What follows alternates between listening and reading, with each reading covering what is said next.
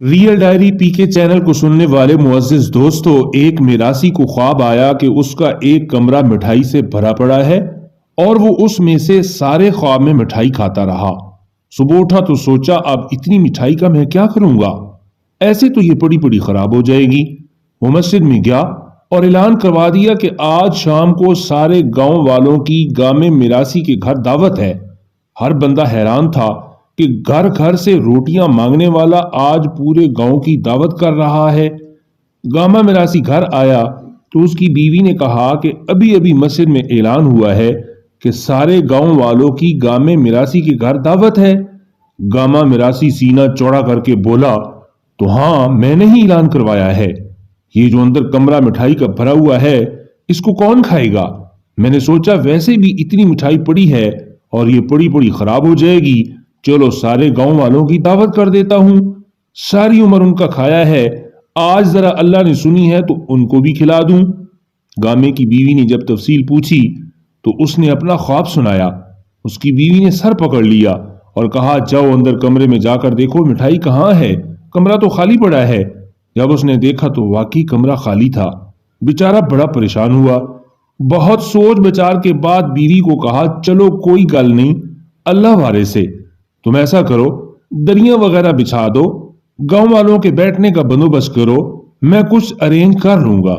जब शाम हुई और गांव वाले आना शुरू हो गए तो गामा एक तौलिया, साबन और एक लोटा लेकर दरवाजे के पास खड़ा हो गया। जो भी आता वो साबुन से उसके हाथ धुलवाता और तौलिया पेश करता। आओ जी मलक साहब हाथ धो लो, आओ जी राणा साहब हाथ धो लो, आओ जी चौधरी साहब हाथ धो लो। गर्ज के पूरे गांव के हाथ वगैरह अच्छी तरह धुलवाकर दरियों पे बिठा दिया। सब लोग हैरान परेशान थे कि लगता है बंदोबस्त कुछ ना कुछ जरूर है। कुछ देर बाद गामा सबके सामने हाथ जोड़कर खड़ा हो गया और कहा, चौधरी साहब, मलक साहब, राणा साहब और ऐ सारे गांव वालों, मैं इन्हें जोगा ईसा, मेरी इतनी ही हैसियत है, बस हाथ ही धुलवा सकता हूं, खाना अपने अपने घर से खा लीजिएगा। आपको कहा किसने है कि मेरी बात पर यकीन करना?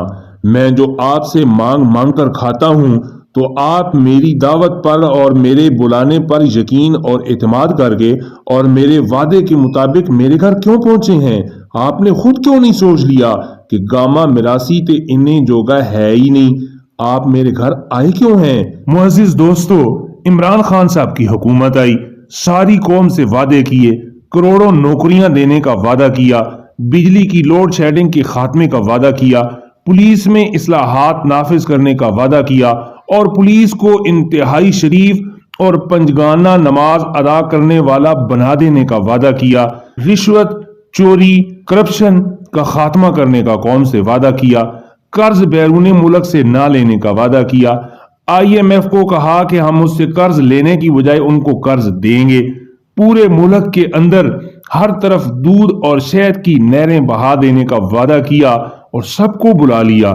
सारी कौम जब आ गई तो इमरान खान साहब साबुन, तौलिया और लोटा पकड़कर खड़े हो गए और सारी कौम को हाथ धुलवाकर बिठा दिया और बिठाने के बाद कहा, ऐ मेरी कौम, ऐ मेरे हम वतनों, मैं इन्हें जो गईयां, मैंने आपके हाथ धुलवा दिए हैं, अब अपने अपने काम खुद कर लें, अपने घर खुद बना लो, अपनी नौकरियां खुद तलाश कर लो, महंगाई का खात्मा खुद कर लो, क्योंकि साबका हुकूमतों ने मुल्क का कोई हाल नहीं छोड़ा।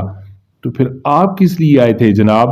और ये कौम भी इतनी शरीफ है कि हाथ धोकर बैठ गई है और इमरान खान साहब से उम्मीद लगाई हुई है और अनकरीब जब दोबारा इलेक्शन होंगे तो फिर PTI वाले या नून लीग वाले या पीपल पार्टी वाले सारी की सारी पाकिस्तानी कौम को दावत पर बुलाएंगे, हाथ धुलवा कर बिठा देंगे और तौलिया पेश करेंगे और फिर हुकूमत करेंगे और फिर इस कौम को लूटेंगे और खाएंगे।